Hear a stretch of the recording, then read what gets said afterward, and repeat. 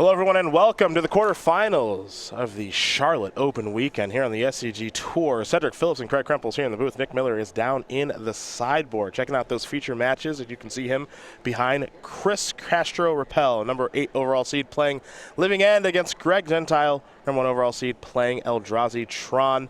We are underway, and we are going to start things off with an Allspoy. Oh, man.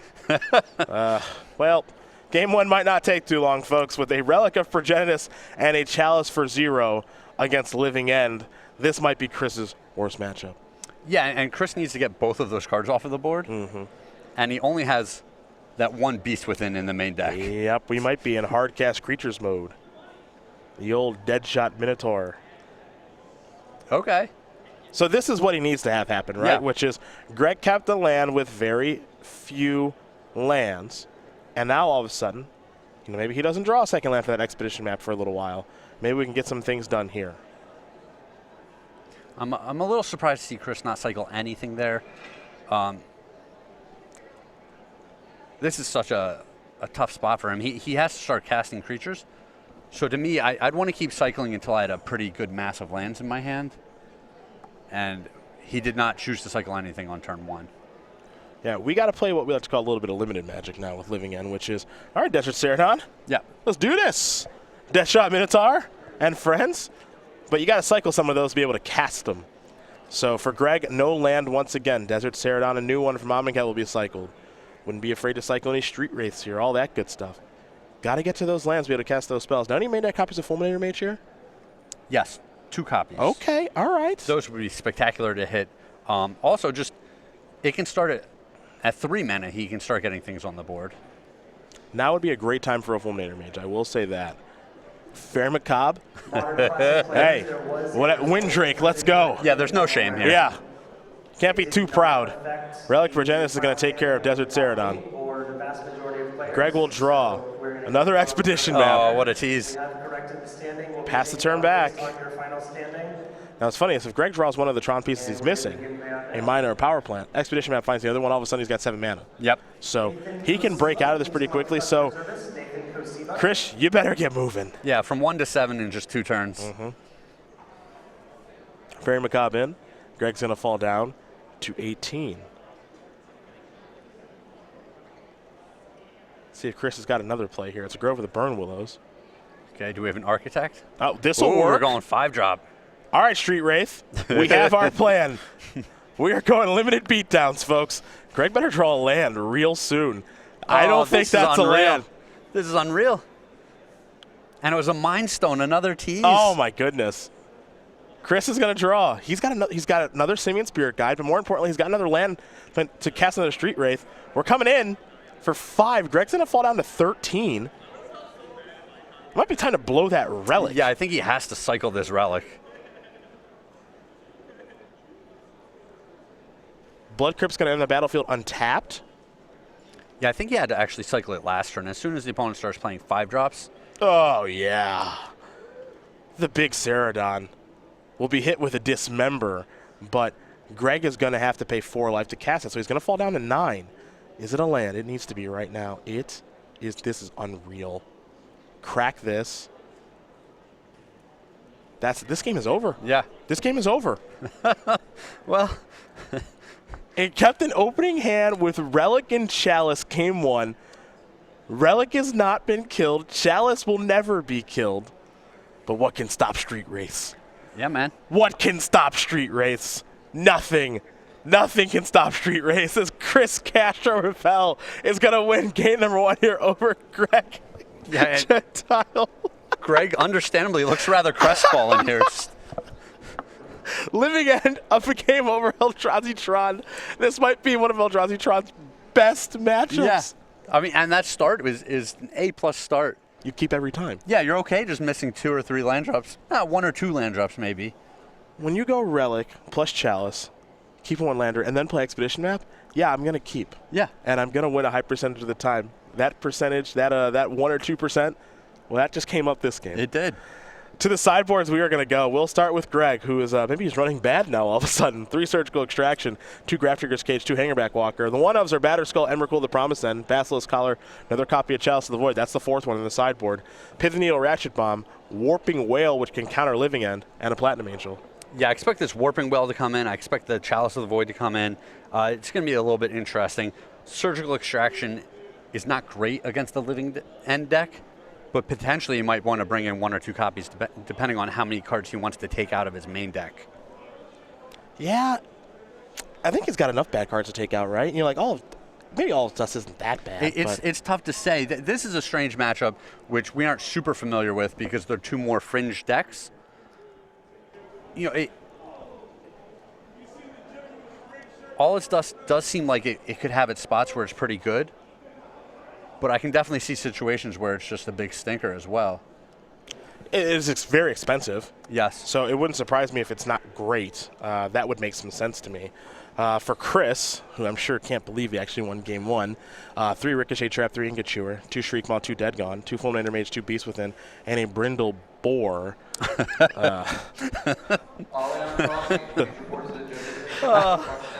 I like some of the things that Living End makes you do. Oh, it's so great. Brindle Boar doesn't make my draft decks back in the day. It's not a great card, but you got to do what you got to do sometimes. Yep. I think we probably see at least Ingot Chewer, right? Yeah, I think we're going to see a ton of cards here.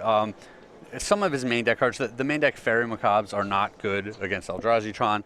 That's 4 easy cuts. The Architects of Will might come out. It depends. He might feel like it's okay if he's just a little bit slower and he cuts the Simian Spirit Guides. But he's got to bring in a ton of cards here. The Beast Within, the Ingot Chewers, we've talked about how it's necessary to always have an answer for Chalice of the Void unless the opponent never plays a second land. True. Very true. The Shriek Maw seems to line up quite well against all the Eldrazi. And Fulminator Mage obviously is great against any Tron-style deck. Yeah. Oh, man, what a first game. What a first game. If you're Chris, you are on house money now. Yeah. But more importantly, if you're Chris, you get to play first Game 3, which could play a big role in things. So. Yeah, I mean, obviously you want to pick up the second one. Yep. But at least you know there's going to be a third game and you'll get to play first. Yeah, with the way he started, you were probably thinking I'm down a game and I got to try to win 2 after sideboard. Now, like I said, a little bit of house money here for Chris, so we'll see how things do go as Greg will be on the play. One last time, we're going to talk about that StarCityGames.com weekly sale, however, where you can get 15% off thousands of non-English cards like Firelith Thicket, Swords of Plowshares, Cabal Coffers, and a Life from Zelom. Go to StarCityGames.com/weekly sale. New weekly sale coming up for you tomorrow morning, 11 a.m. East Coast time. If you like big cards, oversized cards, might want to check it out on Monday. Big cards. Oh, I like the sound of that. Big cards. Big oversized cards. I'm not saying that's what we're going to do. I'm just saying if you like those, that's what you should I'm still excited for this sale, though, man. I know. I don't want to get too far ahead of myself. Cabal Coffers? Do you remember playing with Cabal Coffers? I played against Cabal Coffers. I did not play with Cabal No? Coffers. Oh, you were making a mistake. I didn't. No, I wasn't. That card was great. I'm not doubting the power of Cabal Coffers, Craig. I preferred to cast Wild Mongrel and Arrogant Worm instead. Cabal Coffers, great magic card. Fun magic card. Pretty fun card. It got paired up with Braids, Cabal Minion. Sometimes, yeah. Not a fun magic card. Disagree. That is fun for one player. That is certainly my idea of fun. Fun for one player. Sometimes it's not fun for you. Sometimes things go wrong. But you get paired up with a little Corrupt, a little Soul Burn. Let's see, what else? Mutilate, and Nantuko Shade, Chainer's Edict, Innocent Blood. Yep. That's when my competitive days started. You remember this. The Mono Black deck, I keep wanting to call it Mono Black Devotion, even though it's not that. It's just Mono Black Control. And then there was Blue Green Madness, which was my favorite deck. Sure. And there was Psychotalk running around a little bit. And I think Mono Black was a deck when Wake was a deck too. I think those were in the same format. But I remember Mono Black very well during Odyssey Block. I piloted a lot of Mono Black in that day. Yeah? Yeah, your opponent never misses a land drop. Oh, you play dead. Braids. Yeah, that's game. That's game. You lose. What a fun card. Did you Rancid Earth people too? Were you that guy? Yeah. Oh, okay. yeah. Yeah. Turn 3, turn 4. Yep. Rancid Earth Braid, see ya. Greg going to take a mulligan here. Things are not going his way right now. That is for sure. After losing that first game, now he's on his way to 6 cards while Chris is going to keep his 7. Not great. Yeah, just one more land last game, though. One land. Land, the game's probably over, completely honestly. Different game. Yeah. So, I mean, he can mulligan into a very similar hand. Even we don't have a great look at what his hand was because we were so focused on him just drawing a land. Yes. With the expedition map. But you have to imagine he had some sort of action that he would be able to cast because he gets to search for another land. Even if he found like a Ghost Quarter. Yep. That, you know, he gets to search Eldrazi Temple. Now Thought Knot Seer shows up. Exactly, or yep. whatever. But he couldn't find anything, and now he's looking at 6 cards. Looks like he's going to keep an Owl Scry. Come on, Greg, help me out here. Sorry, Chris. Well, there's a Tron piece. Here's an exhibition map. But it doesn't look like he has a Chalice. Well, it's not even a rush to get the Chalice on the board. Well, what I like about Chris's deck is that he's playing multiple copies of Simian Spirit Guide, so he can Living End maybe a little bit earlier than other Living End decks can. Yes. So that aspect of it's pretty nice. Well, there's that. There's Chalice. No more messing around. This is cycling a Horror of the Broken Lands. Time to draw a card. It's a swamp. We're untapping. And we're drawing. Living End, man. The cards in the deck. Only copy in day 2. Cycle Street Wraith. Drew a Living End. Not where you want that card. That part, not so much. Not so much. Cycle Horror of the Broken Lands. You gotta get used to these new cyclers. That and the Desert Ceradon. What cyclers did we lose now? I guess no more. I guess it's kind of nice you don't have to play the 2-mana cyclers. Yeah, like that's exactly what you lost. Valley Rannet and Jungle Weaver. Exactly. Jungle Weaver. Pale Recluse. There's the land cyclers. Yeah. Valley Rannet, Pale Recluse, Twisted Abomination some people played. Yep. Get them out of here. Now you're all 1-mana cyclers. Eldrazi Temple will be found here off of the Expedition map. So lucky drawing 2 lands this game. Yeah, unreal. Jeez. Just running hot as the sun here. Unbelievable. We'll see if he's got Thought Knot Seer. Get on the board. Start putting his opponent on a clock here. There's your Eldrazi Temple. Just passing. Cyclone Architects of Will. If you like the feeling of just adding a card to your hand, Cycle Street Wraith, another one, then Living End is the deck for you. Or maybe Grixis Death Shadow. There's also that one, too. Yeah. There's also that one, too. Violent Outburst, the draw. I don't think we've found an Ingot Chewer yet, though. No, and Chris has to be a little bit careful that he doesn't walk right into the teeth of a Relic of Progenitus. He doesn't want to go too crazy making his graveyard big. Copperline Gorge, the land for the turn. Oh, Greg, what are we doing here? We got to have some sort of action. There's a tower. All right. Reality Smasher, perhaps? Yes. Beatdowns. Here we go. Chris going to fall down to 11. Finally got a clock here. Desert Ceradon, you go in the graveyard. Draw a card. Desert Ceradon, you go in the graveyard. New card. Where are you, Ingot Chewer? Yeah, Ingot Chewer into Living Death right here would just be ridiculous. That's game over. Yes. Mountain is not Ingot Chewer. And Chris has had a lot of time here to go looking for it. Mm-hmm. Greg, we got some more? It's got Tron online if he wants it. There we go. 5 more. Nope. Just kidding. The pump fake. Just kidding. There we go. Reality Smasher in for 5. Chris down to 6. Big follow-up. Let the carnage begin. I don't even know what you do with Karn on this board.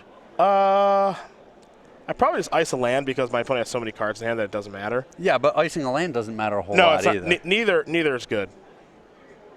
Karn is actually pretty mediocre in this spot. I mean, if he slammed it on turn 3, I could see it being dangerous. It's awesome then.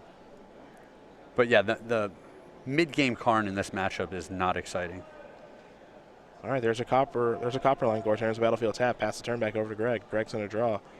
Another Reality Smasher will close the game out right now. This Reality Smasher might only knock Chris down to 1, however. Even Walking Ballista would do it. Yep, that'd be a good one. In for 5. Chris is down to 1. Karn. Just going to try to cut off some lands here, it looks like. Now, if you were you, would you cast a Violent Outburst? Would you check? I just feel him out. Yes. I mean, if you're gonna lose, might as well try. What's the? Uh-oh, is this another card? This is another card. This is bad news for Greg. Yeah, another Karn would be great. 6 mana. Chalice on, I think that's 3. Which doesn't do, it counters Beast Within. Yeah, it stops Beast Within. But I think it should have just been another. Oh, he can't play another Chalice. He can't play another on 0. If he was able to play it for 5, which would be 10 mana, that stops Ingot Chewer. Sure. So that would have been an option. I don't know if he had enough mana to do that or not. Either way, Greg Gentile is going to win game number 2 here against Castro-Rappl. We're back in it, Cedric. We sure are. I know your pick of Eldrazi Tron against Living End. And we're just going to see if Greg can go the distance here. As Chris cycled a bunch, but he could not find an Ingot Chewer. And so now we're going to play a third and final game. And to note, if he got the Shriekmaws in, which I think he should, because they kill all the Eldrazi, he wasn't able to find one of those either. Yep. To slow down the Reality Smasher. So yeah, he didn't see a Fulminator Mage, no Beast Within. Just really, he looked at a lot of cards that game and didn't find any help. we do have one match result for you, because the very well-dressed Todd Stevens had a big smile on his face.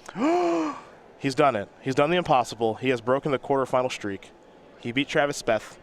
Eldrazi Tron moves on, takes care of one of the many Grixis Shadow decks in the top 8. I hope he thanks me.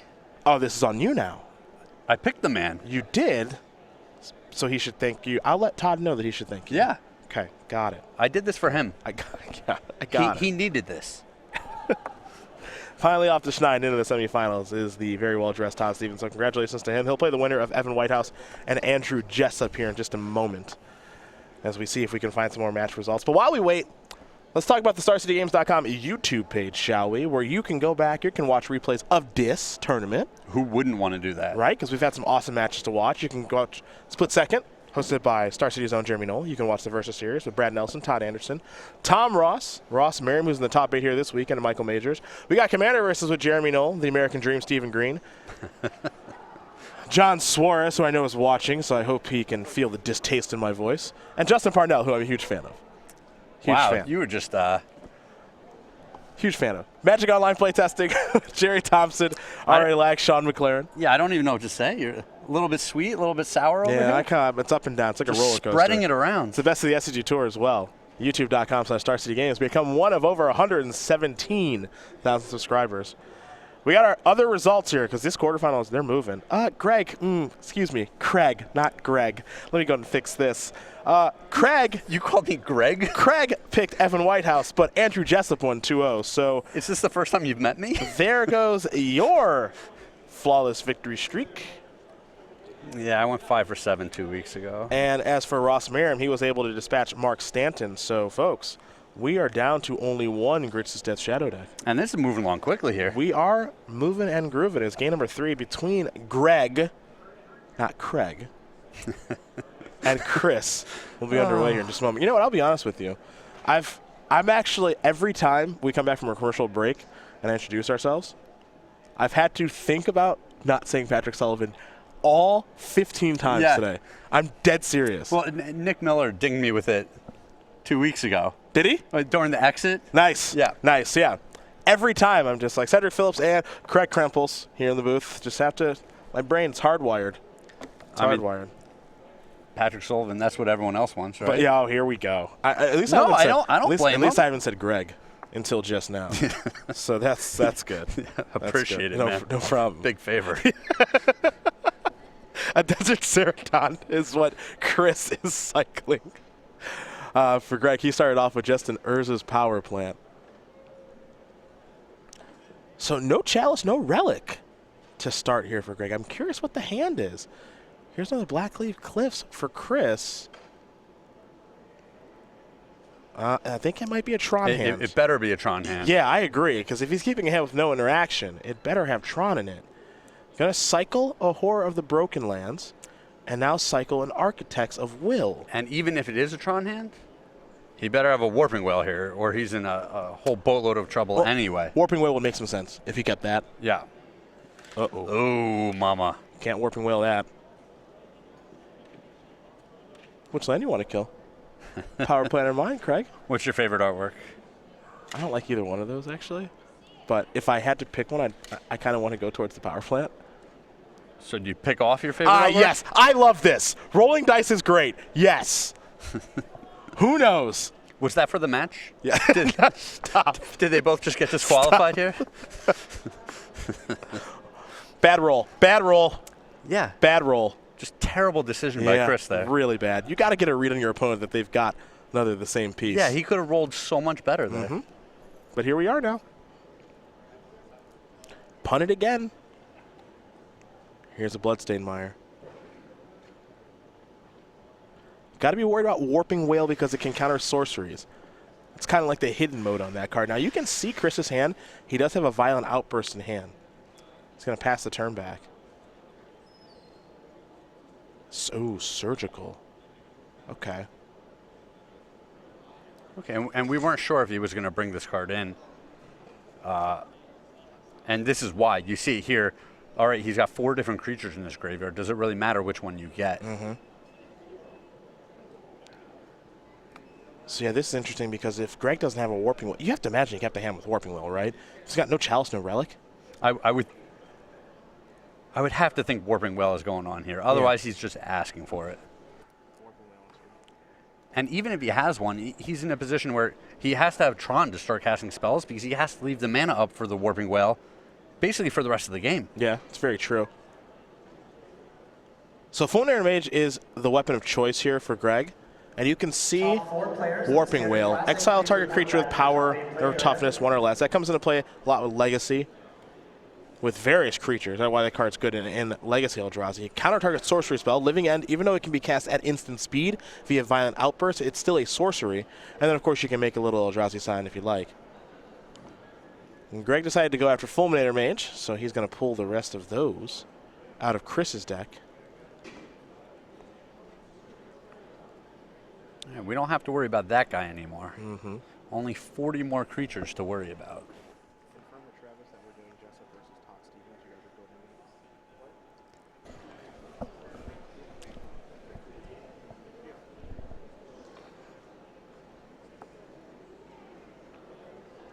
All right, no more Fulminator Edges. Yeah. Gone.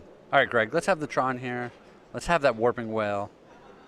I mean, if he misses a land drop, Chris can just beast within one of his lands, untap, and resolve. Resolve Living End. Yeah. Yeah. Well, here's Beast Within. Going to go after that same piece. Going to give a 3/3 Todd Anderson. So Todd's on the loose.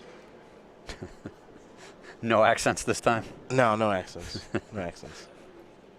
Keep it on the straight and narrow now. Boom. There we go. Nothing like instant speed Stone Rains.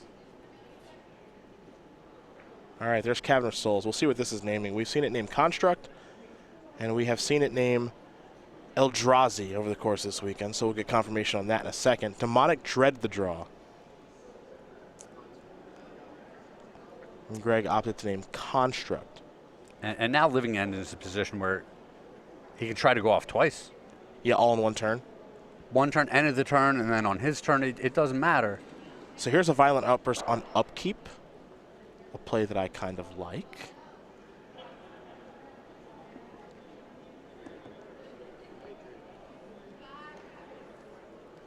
I'm going to go by Shriek Maws, which he brought in. See a couple copies of Desert Pterodon, who are the Broken Land, Street Wraith. There's the Ingot Chewers, which we knew we'd see. It's in there somewhere. Where are you? There you are. Well, is it going to resolve? All right, there's the Warping Wheel. That we were pretty sure Greg had and kept the hand with. That would make a lot of sense. But countering one is not going to be nearly enough here. Correct. There's another one right behind it. Now, here's the scary situation, because you are right. There is another one right behind it.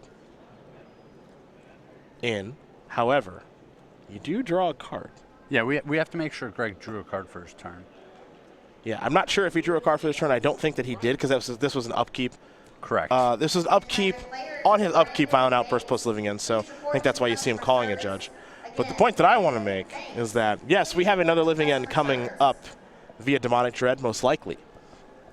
If his draw step is living end, we do not. Sure. He has a living end in his hand. He's only playing 3 copies, of course. Well, and the other potential problem is a cranial extraction. Or a surgical. Surgical Yeah, extraction. That's yeah. why. Yeah. But this game has started so slow for Greg, and Chris is at the position where he can just start hard casting fatties again. Much like game 1. Yeah. Yeah.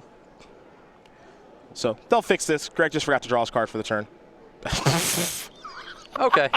Okay. Well, this is just unbelievable. This match is... We are really watching something. Pretty important draw step. Yeah. Pretty important draw step. Yeah. Good thing you didn't miss that one. Yeah. Boy. This game just got a little bit harder for Chris. Well, Chris does have another Beast Within in his hand, so he has an answer for that, but it gives Greg a whole nother turn. Does he have another Beast Within? I believe he had 2 Beasts Within in his hand when we saw the surgical extraction. All right, we'll have to take a better look. If he's got another Beast Within, the problem, there's no real problem here. Just not positive if he does or doesn't.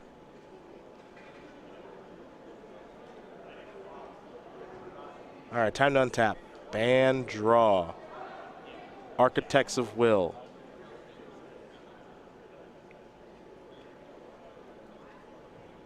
Yeah, I don't think there's... I know there's a Demonic Dread. Yep. There's a Living End. He just drew an Architects. I'm not positive if there's another Beast Within over there. What I do know is that he's taking 3 damage. What's this? An Expedition map. Okay. Would have been more exciting as a relic. Very true. All right, there's the Beast Within you mentioned. Yep. Goodbye, Chalice. Chris, don't draw a Living End. I mean, he could still suspend it. Ugh. And just wait a couple of turns. And be dead? And be dead. Yeah, and take 6 a turn? Nah. Well, it would be suspended. The next turn he could deploy a creature. He made it. He did not draw it. It's time for Demonic Dread, folks. Yeah, this is going to be a big one.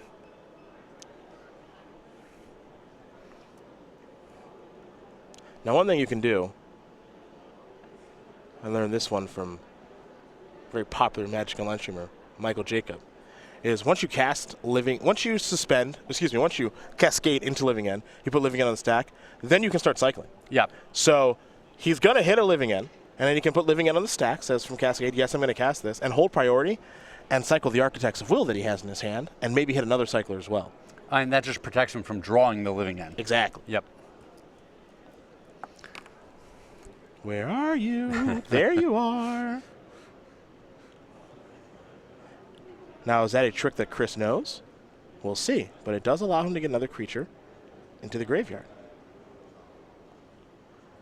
Yes, he does. He's not in the top 8 on accident. We like it. Draw a card. Simian Spirit Guide. All right, no more cycling, but it's another creature. So, those beast tokens. See you later. All these creatures entering the battlefield. 2 Architects of Will, a Horror of the Broken Lands, and a Desert Ceradon. There will be 2 Architects of Will triggers, so we'll take a look at that card very quickly for those of you unfamiliar. Which, that's me. I'm one of those people. Yeah, you get to take a little look at somebody's. Look at the top 3 cards of either your deck or your opponent's deck and rearrange them. That's what you're going to see Greg doing here first.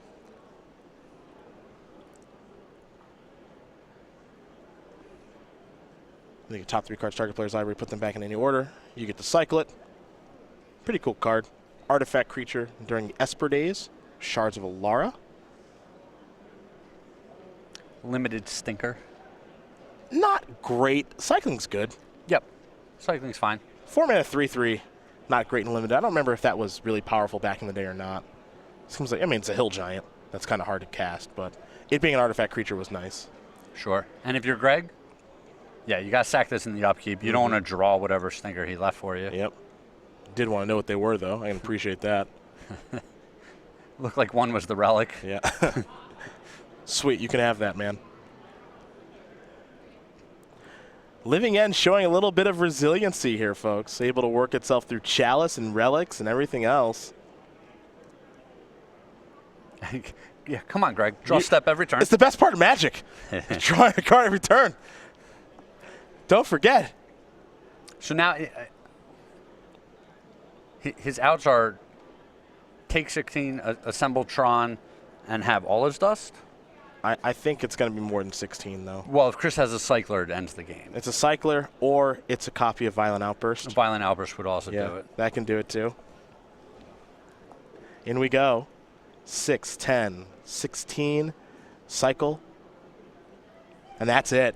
Chris Castro-Rappl is going to win this match here over Greg Gentile 2-1. I can't believe I'm about to say this, but Living End is going to take care of Eldrazi Tron and move on to the semifinals. I don't like it. I can't believe it.